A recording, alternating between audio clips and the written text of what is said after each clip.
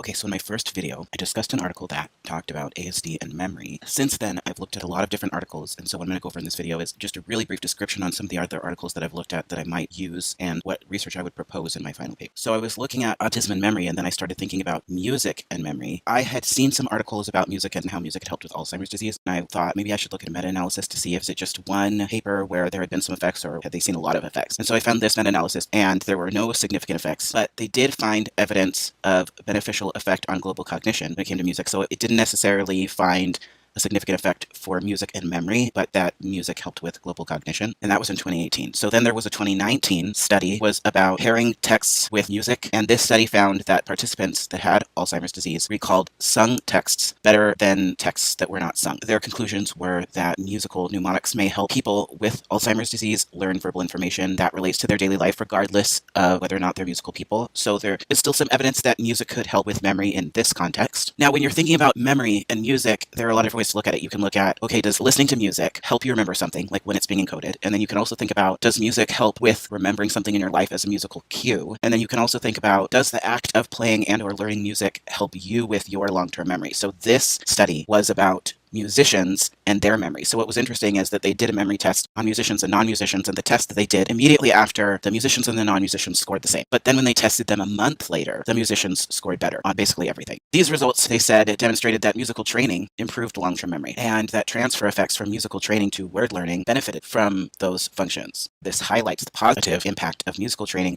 on the acquisition of things like foreign language. And I have heard that playing music can be really beneficial because it's one of the few things that's using both parts of your brain at the same time. So that's a really interesting thing to look at, but I'm still not sure if I'm going to need this paper. I have just been looking at what are all the different studies about music and in what way do I want to incorporate music into my paper. This one focuses on music as a memory cue, as opposed to the face of a person as a memory cue, and which one worked better. And what they found out is that the music as a cue contained greater internal details for music, greater external details for faces, and these memories were more vivid, so the musical memory is more vivid than looking at the faces. So this was a really interesting study comparing how does looking at a face affect how you remember something versus listening to music. And this is another study about sort of music and memory cues, and in this one they had 3 cueing methods. So they had visual cues and cueing by words, and then they had musical clips. And so the differences in the reports indicated that listening to music evoked memories and bodies in the motor perceptual system more than memories evoked by word cueing conditions. So word cues produced memories with more reliable uses of personal pronouns, past tense, and negative emotions. And so they're saying that the results from this study was more about evidence that autobiographical memories and how those differ when the cues emphasize different aspects. So they're basically saying different cues bring up different parts of that event. What about music and autism? So I started looking at papers that have to do with music and autism. Here's a 2011 paper, and it talked about music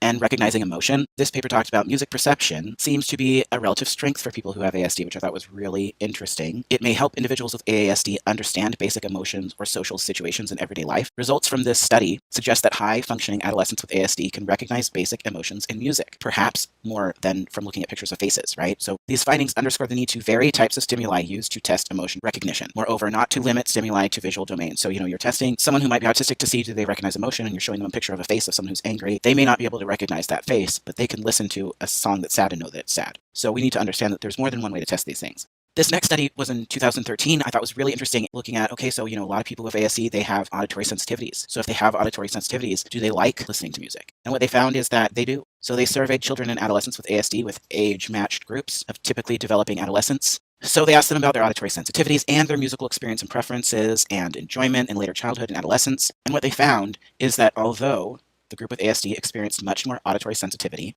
there was no difference between musical ability, memory, reproduction, creativity, or interest and emotional responsivity to music. As far as their involvement in music wasn't any different. Both groups displayed a similar variety in genres in their musical preferences, with the exception of, this is what I found really interesting, more people with ASD liked classical music, or listed as their favorite genre. They thought that maybe that was because for people with ASD, their favorite music may have less to do with social affiliation or peer group bonding and more to just do with what they liked, and also that the increased complexity of classical music was maybe attractive to them. So they concluded early childhood hypersensitivity to sound does not have a detrimental effect on enjoyment of music, and that people with ASD may use music in different ways than people who do not have ASD. There was also a study just this year about involvement in music and how it could help with social skills. So this looked at, does music making with peers impact music creativity differently than in neurotypical children? Does making music with a peer promote pro-social skills differently in neurotypical children than in children with ASD? And the results provide initial evidence that experiences may be mutually beneficial, which I kind of feel like duh. But, we need studies so that we can have stats and say, yes, this is something that we need. Increase in pro-social skills were observed for some children grouped with neurotypical peers, while the amount of time in creative music making was similar between neurotypical and ASD peer groups. So yes, involvement in music can be very beneficial for social skills for all types of children, which I thought was a really great study.